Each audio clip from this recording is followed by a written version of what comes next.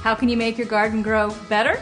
Well, try this recipe for success. Composting. It's 1 part green materials to 2 part brown materials. Now, green materials are things like these fresh grass clippings. You got some green leaves, some plant stalks, some green hedges, along with vegetables and fruit scraps from your kitchen. Now, brown materials are things like twigs, dried grass and leaves, some shredded newspapers and wood chips, and actually coffee grounds are actually a really good brown material. But if you don't drink coffee, you can always check with your local coffee houses because many of them will save the grounds and will give them away to composters. Now, there are a few things you should never put into your compost. You don't want to use things like animal meats or fats, weeds with seed heads, any kind of animal waste or breads or dairy products. Just stay completely away from that. Now, if you haven't already checked out my Try This segment on inexpensive composting bins, you'll want to do that first.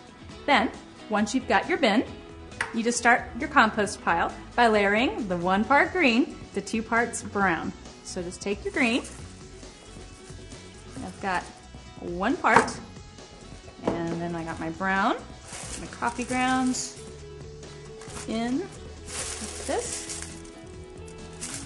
Okay, so you're also going to want to add a little bit of soil. And soil is great because it has microorganisms and it helps everything decompose. So just layer that on. And then, once again, keep up with your layering, the 1 part green to 2 parts brown.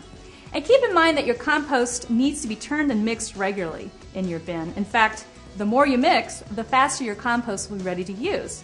And then you'll just know it's ready when it looks and feels like potting soil. So try composting. It's a great way to recycle and a great way to feed your plants.